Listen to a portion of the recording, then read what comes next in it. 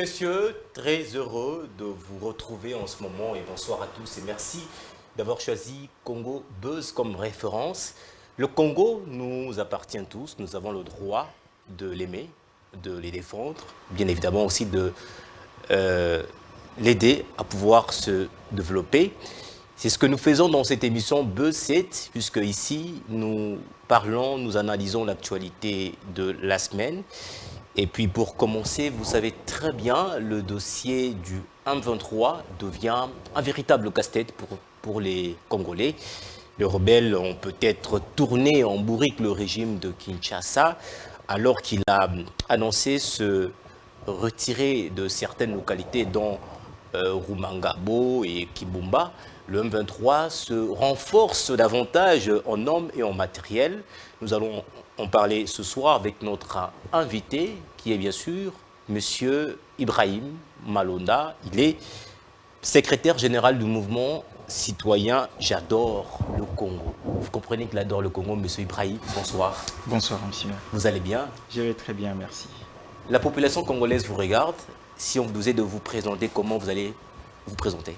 Bien, merci. Je suis Ibrahim Malonda Kumbu, secrétaire général du mouvement citoyen J'adore le Congo ASBEL. J'adore le Congo ASBEL est un mouvement né de jeunes leaders qui veulent voir le Congo devenir une terre où on peut espérer au changement, où on peut espérer au développement, où on peut vivre le changement. Dans J'adore le Congo, nous parlons de changer pour changer. Ce que nous voulons, c'est vivre, faire, agir autrement pour permettre d'atteindre ce que nous considérons le Congo de nos rêves. Alors, et aujourd'hui, vous allez certainement défendre le Congo que vous aimez. Bonsoir Naomi Pila.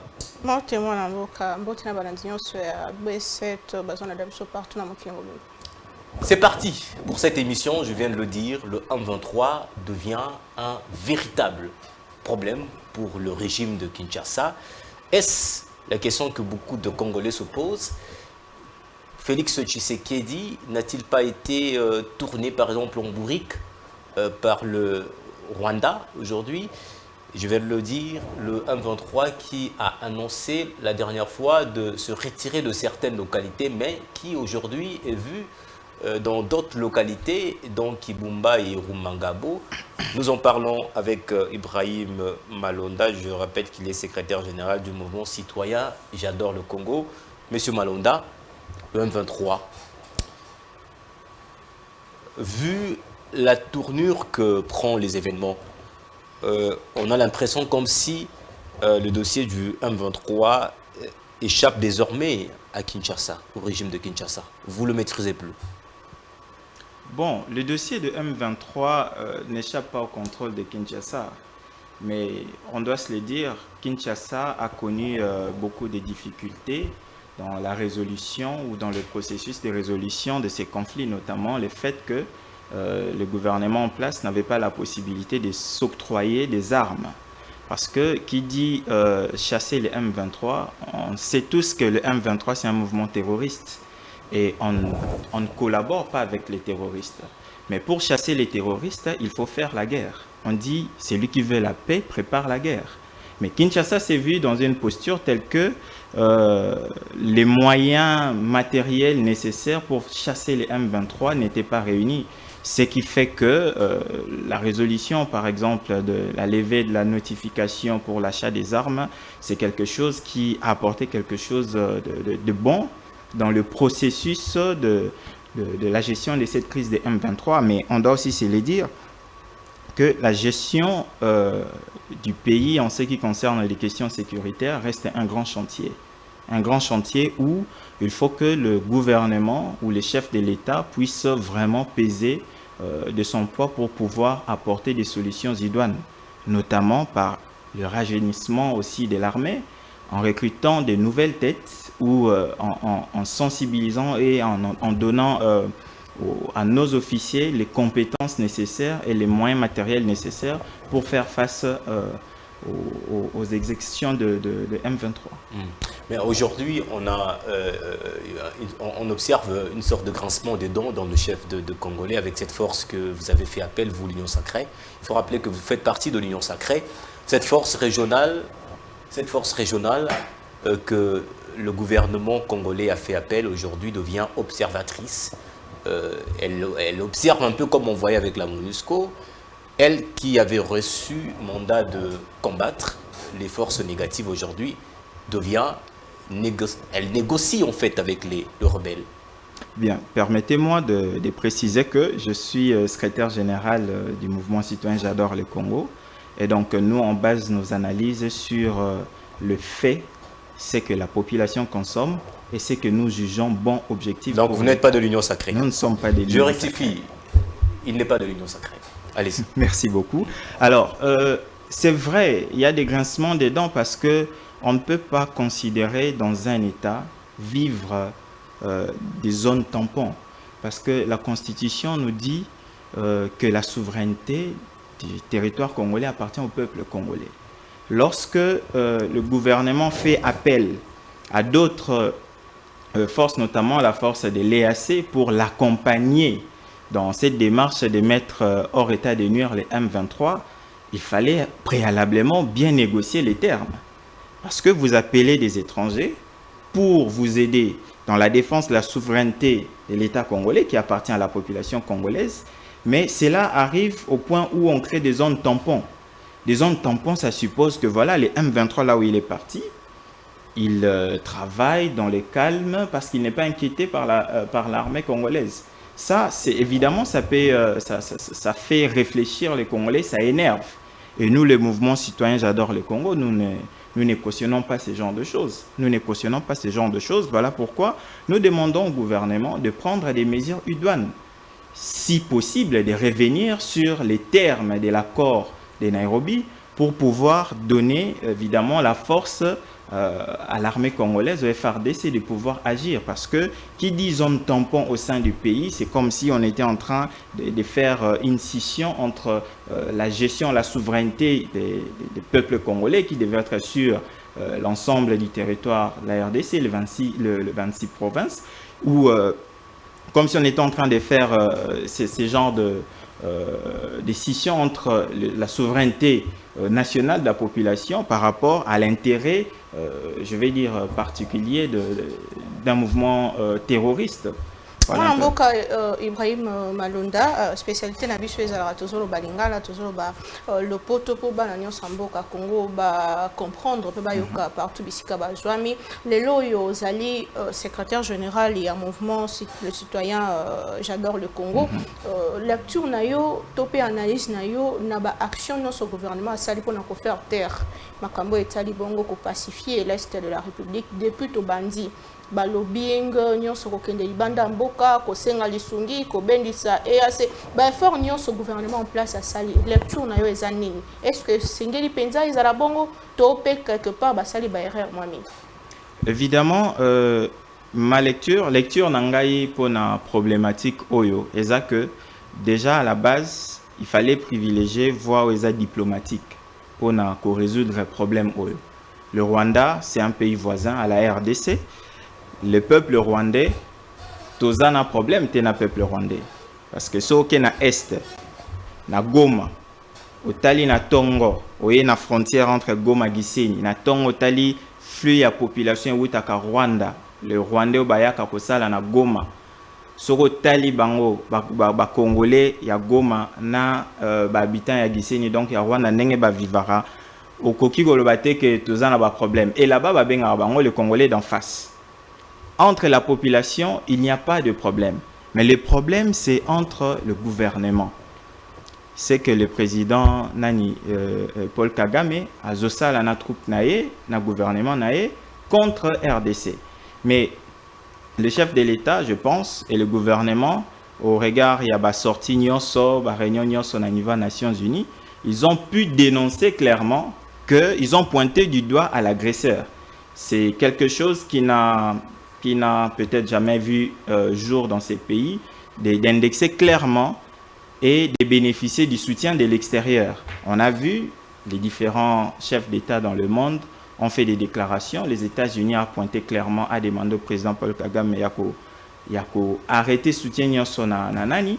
Et puis autre chose, évolution ya bitumba na M23 est ici limite au tozala qui n'a mon armée congolaise. Notification pour acheter des armes. Or aujourd'hui on sait que pour gagner bitumba, il faut kozala na mandoki. Ceux qui mandoki ezate, au gagner bitumba te. Or armée congolaise toza ebele, mais toza na bitumba, toza na mandoki te. Alors arrêt ya mesure ya notification. Parce que c'était à l'issue, il y a un avion Kangamaki pour que matériel militaire et comme il a biso. Alors, arrêt, il y a notification, c'était quelque chose de bon. Dans le processus, il y a à côté les M23. Mais l'erreur aurait peut-être, l'erreur serait, à niveau, il y a négociation, il y a accord. Accord, il y a Nairobi. Soy tozongi moi si mamoke. Toyoka qui l'Assemblée nationale, balobi, toko négocier té na ba rebelle. Et ça, c'est une position où tout Congolais a d'accord nango. Toko ki ko négocier té na batu oyo, bazo sala biso mabe. Parce que mabe oyo M23 zo sala. Sur le plan économique, depuis juin, décembre, c'est plus de 30 millions de dollars oyo, gouvernement congolais trésor, à coticité nanzela ya douane parce que Bunagana eza cité moko oyoyo eza na ba et ça la transaction économique moi mingi plus de 30 millions oyo kokaki ko sunga population kokaki ko sunga l'état na ko exécuter projet msusu mais tout ça et que donc ceux qui n'a comprendre bien fort mingi salemi mais koki penza te pona kolongola biso na situation évidemment fort mingi salemi mais kokité mais eloko o biso population, tozo senga na gouvernement, et ça cause à la ferme. Et puis, qu'on revoir accord au union so signé ti na koluka koma lelo na situation ya zone tampon. Ce qui est ça que parce que Toyoka qui est président français à l'Obaki non, nous allons mettre toutes les batteries en marche pour que les M23 a se retirer na zone. Bitumba baganyara ngora raté so muta se retirer calmement. Non. Il faut, on dit, celui qui veut la paix prépare la guerre. Il faut qu'on kende na bitumba ndenge sengeli pour na wota M23 de mais même bandeko ya société civile ya Nord qui vous paie Nord qui vous paie Sud qui vous basengi ba pesi mikolo na ba force armée ba groupe régional pour na osenga bango soki penza ba salle offensive te ba bundi te ba longola mboka na biso. Est-ce que vous partagez avis na bango? Évidemment, je ne peux que partager cet avis parce que c'est la population qui est en train de souffrir. C'est la population qui est en train de souffrir. Et force régionale, tant oiseau ko assister force congolaise, les lobby na classement toza 8e na niveau Afrique armée, ça suppose que toza armée mon kamoukiete. Ceux qui toza là qui 20e ou 25e, là on allait comprendre toza armée mon kamoukiete. Tango to employer force régionale pour na koyako aider biso na résolution ya problème, bango bakoki ozo à la tête te. Biso nde ba congolais photos à la tête. Alors, situation où ezo sala le rôle ezo bimisa le rôle armée na biso armée ya makasité. Alors que tant tozo kanisa mamadunda la mbila ba soda ya makasi o tozala na bango na mboka o ba bunda bitumba pe balonga. Ça fait mal au cœur. Evariste Ndayishimiye président Burunda alobaki yango ke bango bakoya kovanda na biso titre aux armées moko protectrice quelque part armée na biso ndenge bango bamonela to apinza makasi te yango fa tozana ba force régionale. Évidemment, tout Congolais oyo alingara Congo a comprendre que wana eza insulte. Wana eza insulte contre le peuple congolais.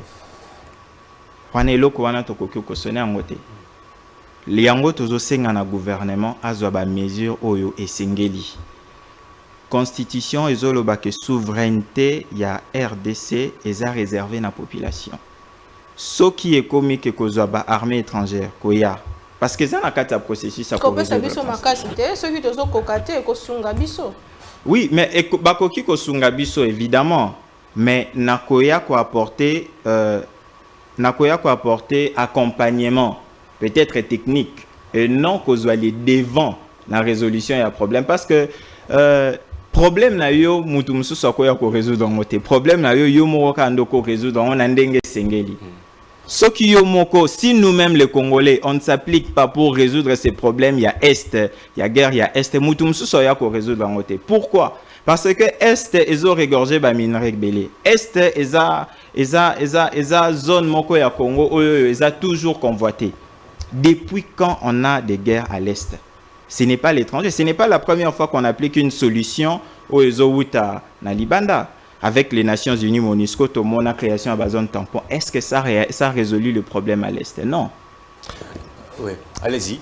Est-ce que ça a résolu les problèmes à l'Est? Non. Mais si aujourd'hui, les mêmes causes produisent les mêmes effets, alors, toujours tourner sur la même chose. Mais je pense que les populations congolaises, même population Est, a déterminé pour que silisa makambu oya Est. Yango tozosenga, nous le mouvement citoyen, nous qui travaillons aux côtés de la population, nous qui demeurons au jour le jour au pied et à l'écoute de la population, nous demandons au gouvernement de prendre des mesures idoines. Ils savent ce qu'ils peuvent faire pour résoudre ces problèmes.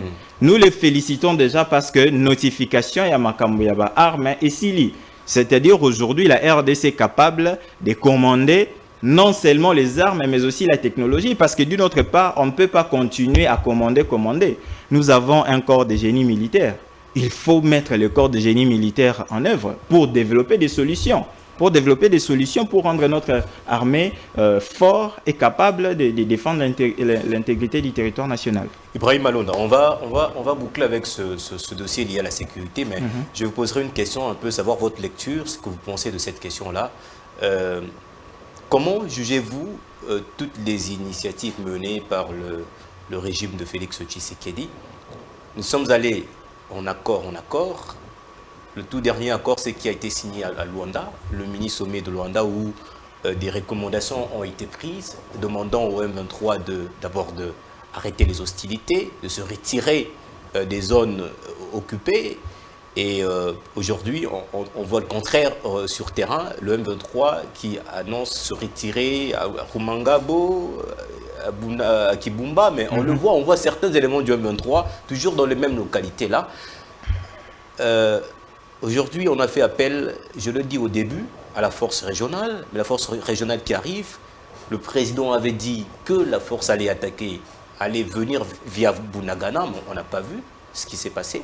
On n'a pas vu, ça n'a pas été le cas sur terrain. Les soldats kenyans sont arrivés via Goma. Peut-on aujourd'hui affirmer que la diplomatie de Félix Tshisekedi a bel et bien échoué sur ce plan-là? Bien, échoué, c'est trop fort de dire que la diplomatie du chef de l'État a échoué. Et ce serait aussi mentir de dire que la diplomatie du chef de l'État a réussi. Mais je pense que la diplomatie du chef de l'État est sur les fils des rasoirs. C'est-à-dire, d'une part, il y a eu des actions qui ont concouru à l'amélioration de la situation. D'autre part, il y a eu des actions qui n'ont pas apporté de solutions. Déjà, j'ai dit tantôt ici que les multiples interventions, dénonciations faites sur la toile ou bien sur les médias a apporté quelque chose. Les autres États ont condamné ce qui se passe. Maintenant, à ces actions, l'État congolais doit endogénéiser la force de l'armée. Parce que nous pouvons aller sur les champs de la négociation, de la diplomatie. Mais il faut préparer quand même le combat. Parce qu'on ne va pas seulement chercher une victoire diplomatique. Et quelle priorité? Il faut aller avec les combats.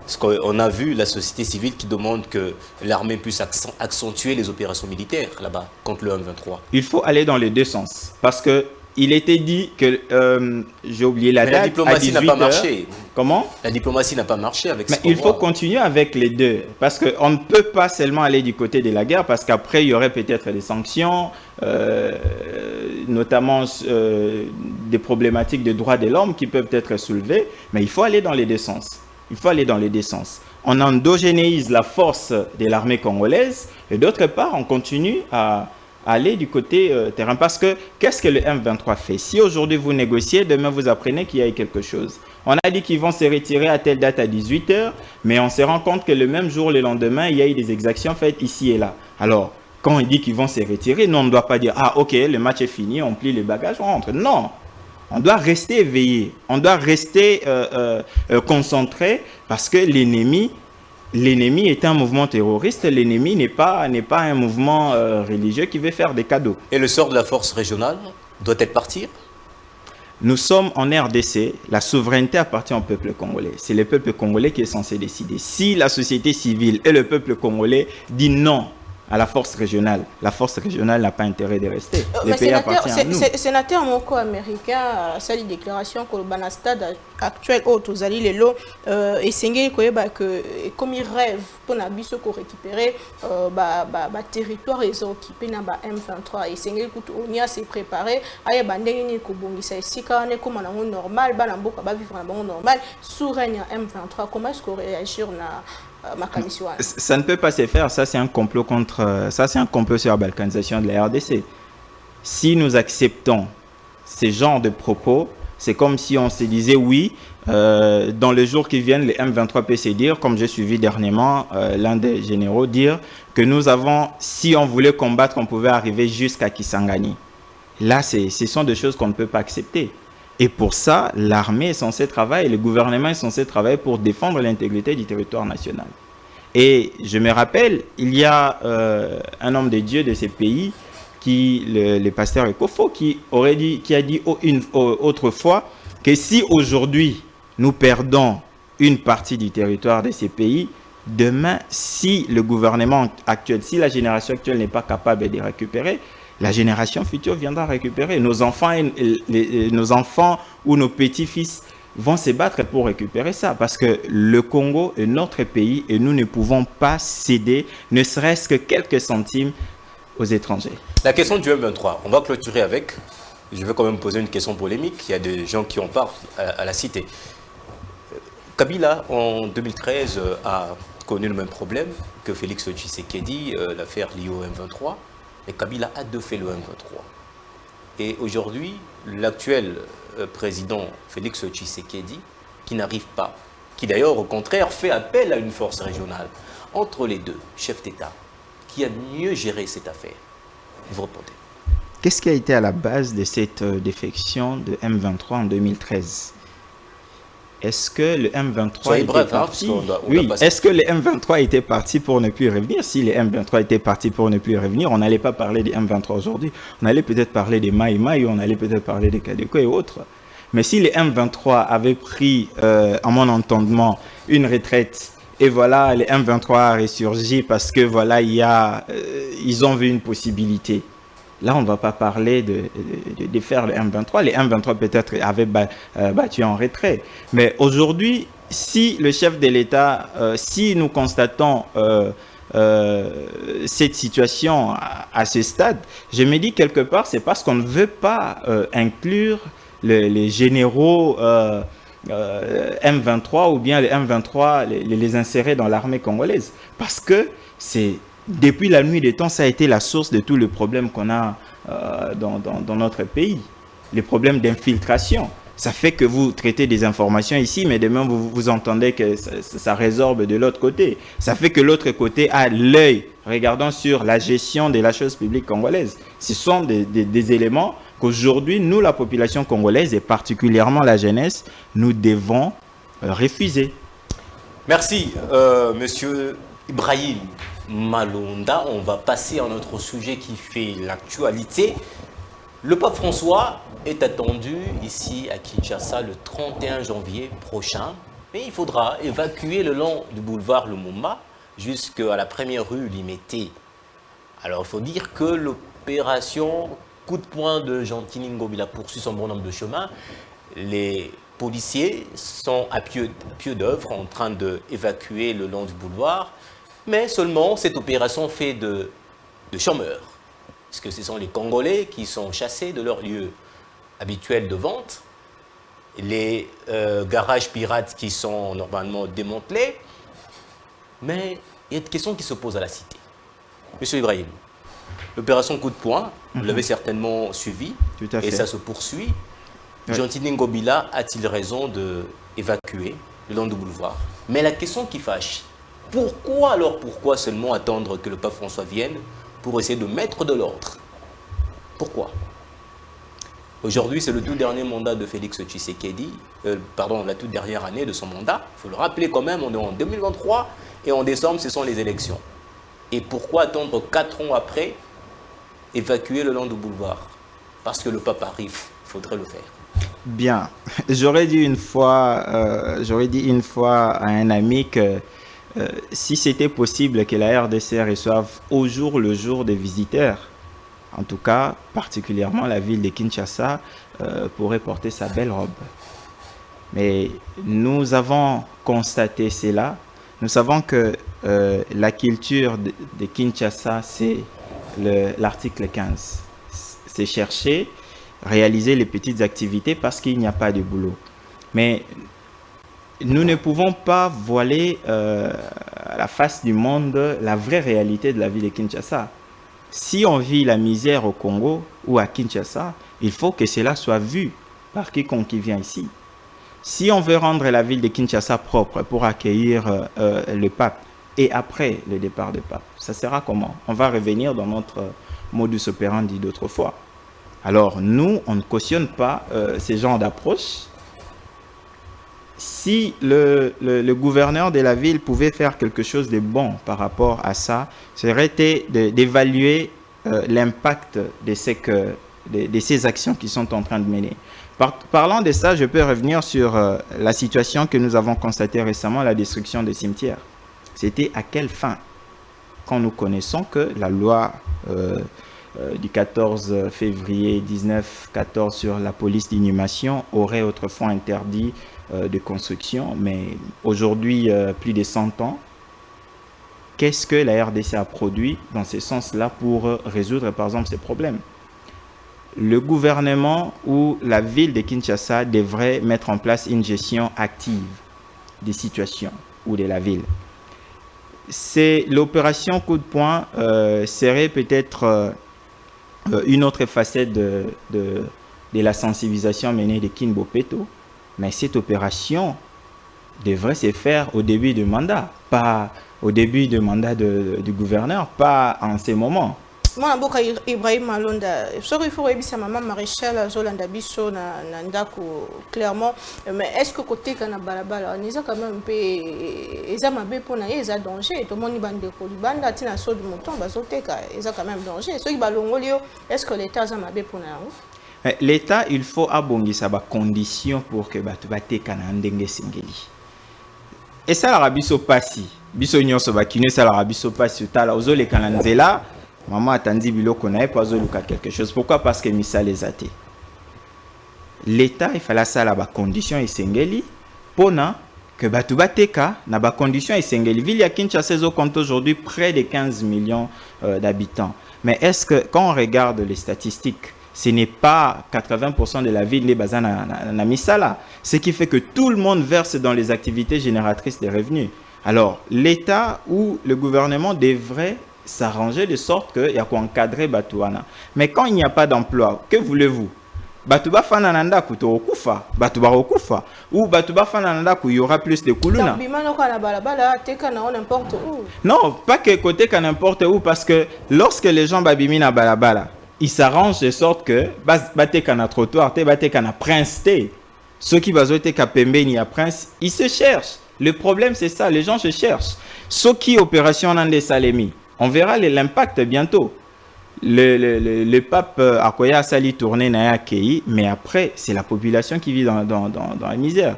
On ne peut pas porter elamba oyoyo et zaya bisoté juste pour plaire. C'est ça le problème du Congolais, c'est ça le problème que nous voyons dans le chef des gens qui nous gouvernent. Nous devons être vrais. Oui. Si nous avons des difficultés, la loi sur les petits commerces devrait être en faveur de la population congolaise, mais quand on regarde, ce sont les autres qui en profitent. Donc, on a quelque part vu les hommes algériens, alors que Jean-Télin Gobi, le gouverneur, a vu la lobby comme Kinshasa parmi 25 villes la plus propre. Il y a Afrique, topé le monde entier. Sur base de quelle étude, sur base de quoi? La ville est mal gérée, on le sait. Moderne déjà et avancé. Oui, mais tout récemment ici, il y a eu des inondations où aujourd'hui on parle, selon estimation de la ville, il y a eu plus de 20 000 ménages qui ont connu des problèmes. Il y a eu, la ville aujourd'hui est à la recherche de 110 millions pour résoudre le problème. Il y a inondation et ça les maquis. Selon un expert que j'ai suivi sur Média Congo, voilà, il y a inondation moko mineure qu'on a vécu. Mais imaginez ravage et sali. Est-ce qu'on va dire que la ville est bien gérée? Peut-être qu'il y a des bonnes intentions, mais dans la pratique, on ne voit pas l'amélioration. Et entre Kimbuta, l'ex-gouverneur, et l'actuel gouverneur, Gentini Ngobila, il y a eu continuité. Continuité. Oui. Pas de changement. Il y a eu continuité, il n'y a pas eu de changement. Et comment vous jugez le bilan de Gentini? Plutôt que de parler du bilan, j'aimerais, si vous permettez, revenir sur la politique de Kin Bopeto. Kin Bopeto, si c'était une politique publique, ça devait être réfléchi dans le sens de créer de l'emploi, suffisamment de l'emploi, et puis apporter l'assainissement dans la ville de Kinshasa. Dans quel sens? Kinshasa n'a pas des minerais comme Goma, comme les Katanga ou autres, mais Kinshasa n'a que, selon moi, les déchets. Parce que nous sommes une ville de consommation. Kinshasa n'a que les déchets. Et aujourd'hui, au regard de l'évolution des choses, de la transition énergétique, les déchets constituent une ressource. Si la ville de Kinshasa pouvait bien réfléchir par rapport à la politique de Kin Bopeto ou à la sensibilisation de Kin Bopeto aujourd'hui, on aurait des solutions sur des questions d'énergie, notamment dans la production de gaz, dans la production des pavés. Il y aurait eu des sociétés qui seraient créées et qui allaient embâcher suffisamment des quinois et la ville de Kinshasa serait propre. Regardez quand il pleut, on a des bouteilles par-ci, par-là. Alors que quand vous passez là où il y avait des programmes de l'Union européenne par rapport à la gestion des déchets, ce sont des odeurs pestilentielles qui se dégagent. Mais tous ces odeurs-là constituent une ressource pour la production, par exemple, du biogaz, mais que la ville n'a pas su exploiter. Des choses comme ça pouvaient créer de l'emploi, suffisamment de l'emploi, apporter la vie dans la ville de Kinshasa et notamment l'assainissement. Parce qu'on veut que la ville de Kinshasa soit propre. Et en dehors du fait que ça soit propre, ça pouvait apporter beaucoup de choses. C'est pourquoi nous, on pense que l'opération, par exemple, Kin Bopeto, qui était les champs de bataille du gouverneur de la ville, aurait réussi s'il y avait un accompagnement ou sinon une politique liée à l'entrepreneuriat, liée à l'assainissement et à l'urbanisation de la ville. Et cela aurait eu un effet plus un impact total en moins même de 2 ans sur le vécu de la population congolaise. Mais pour nous donner quelques statistiques, si vous permettez, la ville de Kinshasa aujourd'hui, il y a plus ou moins 2%, 98% de personnes qui, disons 2% des personnes qui utilisent le gaz ménager, qui utilisent les gaz pour la cuisson. Alors qu'il y a 98% de gens qui n'utilisent pas ça. On a difficulté à avoir accès à l'électricité parce que la RDC aujourd'hui n'a que 19% de la population qui utilise l'énergie, le courant. Seulement, ce qu'il faut aussi noter, c'est que 19% avec délestage. Et c'est 80%. Et les 98% de la ville de Kinshasa. Alors qu'avec des techniques simples de la production du biogaz, partant des déchets des ménages, partant des déchets des marchés, partant des déchets des différentes sociétés que nous avons dans la ville de Kinshasa, on peut arriver à produire les gaz et résoudre le problème de 98% des gens par rapport à la cuisson ou le problème d'énergie, de l'électricité et créer de l'emploi. Merci Patrick Malonda. On va parler maintenant élection. La MOUCA demande à la Commission électorale nationale indépendante de tirer toutes les conséquences de l'incompétence de son président Denis Kadima. La MOUCA juge en tout cas incompréhensible qu'après 3 cycles électoraux, la CENI ne puisse pas être capable de mener avec efficacité les opérations d'enrôlement et d'identification. En tout cas, on parle de, selon la MOUCA, la corruption, qui a élu domicile. Et dans les centres d'enrôlement, on observe le monnayage de places, bien évidemment aussi des attestations de perte de pièces d'identité. Alors, Monsieur Malonda, Ibrahim, on espère que vous allez aussi postuler en 2023. La CENI est sous le feu de critique depuis le lancement des opérations d'identification et d'enrôlement. Je crois que vous êtes Congolais, vous avez suivi ce qui s'est passé. Quand même au début, on a déploré des problèmes techniques, la lenteur au niveau de centre. Et aujourd'hui, on parle de moniage des places et des attestations de perte de pièces. C'est quand même grave, hein? C'est mal parti pour la CENI. La Moukan a raison de pouvoir quand même parler de l'incompétence de Denis Kadima. Excusez-moi. Je pense que c'est aussi dans la continuité. C'est quand même un raté. C'est aussi dans la continuité parce que, comme vous le savez, les politiques en RDC, quand vous êtes de gauche, permettez de dire ainsi, tout ce que fait la droite, c'est mal vu.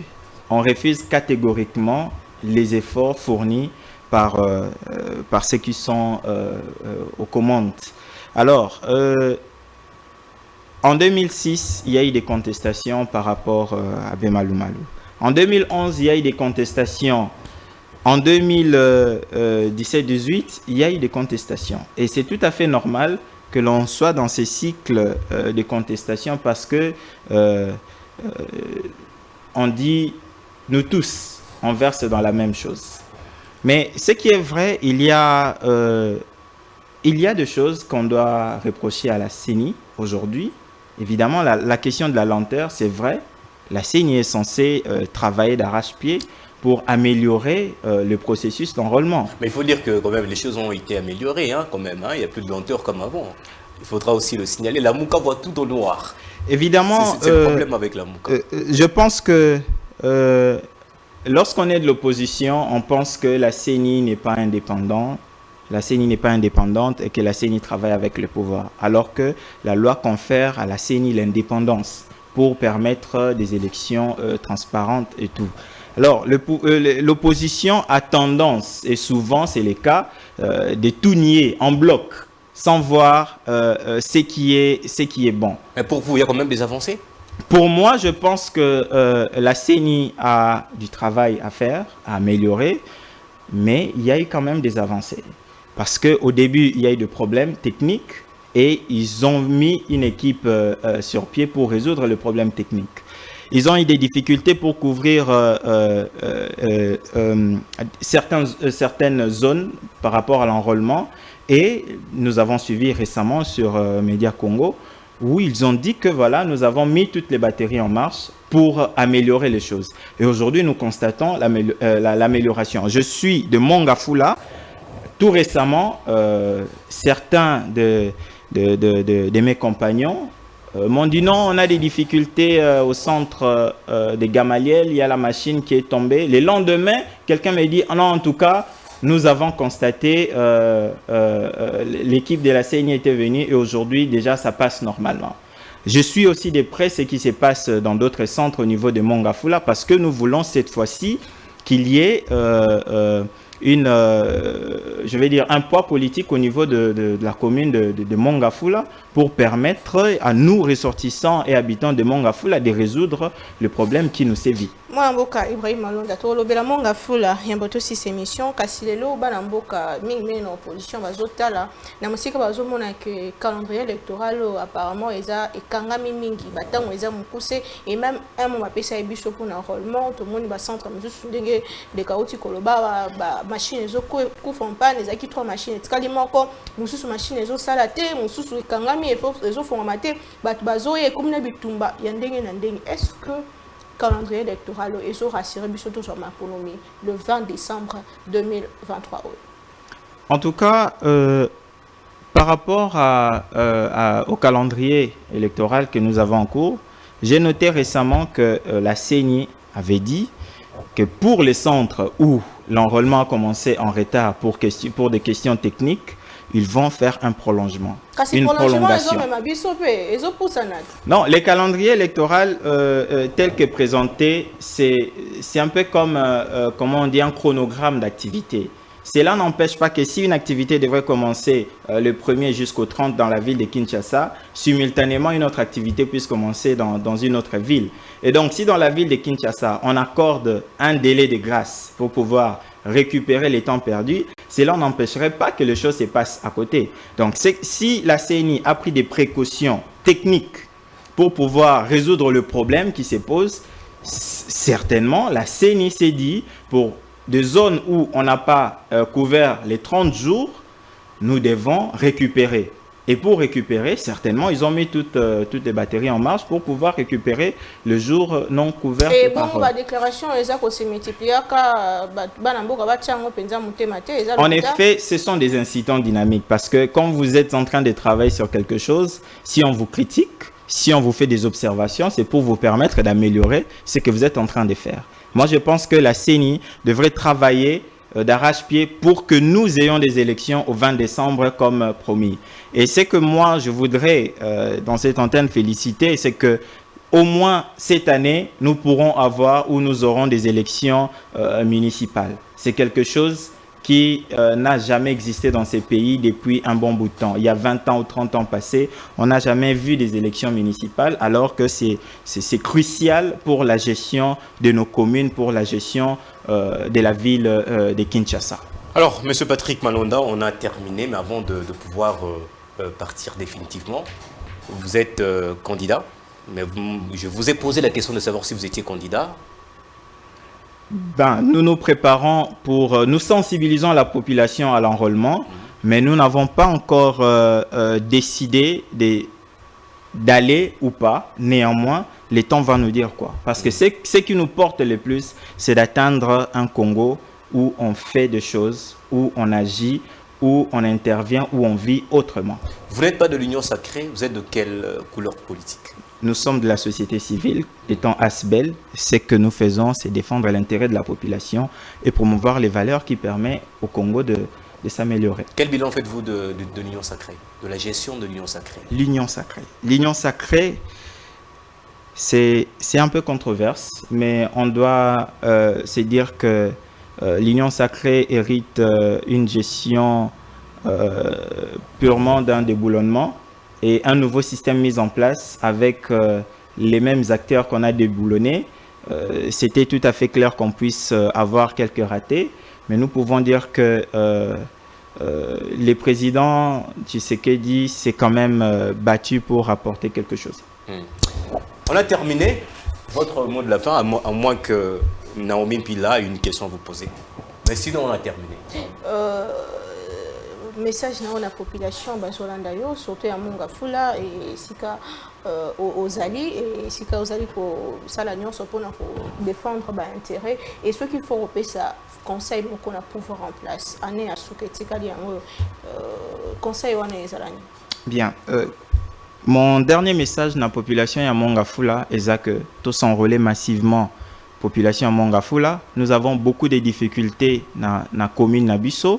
Nous avons récemment vu dans Matadi Mayo comment Mboula et Sali baravage et ça met la population, plus de 50 000 personnes dans de problèmes. Et tous s'enrôler massivement pour permettre la commune Nabiso kozala na ba répondant ya malamu na ville ya Kinshasa au bakoya kopé ça ba solution na commune Nabiso. Et par rapport au gouvernement, je pense que la population a quand même beaucoup souffert. Et si c'est cette année ou si pour cette année 2023, le gouvernement peut travailler sur le social et en se battant à réduire le taux de change qui est en train de sévir les finances des ménages et à chercher à maîtriser les prix des biens et services sur le marché. Monsieur Patrick Malonda, merci d'avoir été le nôtre ce soir. Je rappelle que vous êtes secrétaire général du mouvement citoyen J'adore le Congo. Effectivement, vous adorez le Congo. Merci d'avoir été le nôtre. Merci. Cette émission est terminée. Nous avons le droit de défendre notre pays, de l'aimer, mais bien évidemment aussi de l'emmener à se développer. C'est ce que nous faisons ici dans B7, puisque tous les gens qui viennent défendent le Congo, bien évidemment. Merci à vous, mesdames, messieurs, qui avez suivi cette émission partout à travers le pays. Mesdames, messieurs, cette émission est terminée. Merci de votre fidélité une fois de plus. On se retrouve très prochainement avec le même plaisir. Au revoir.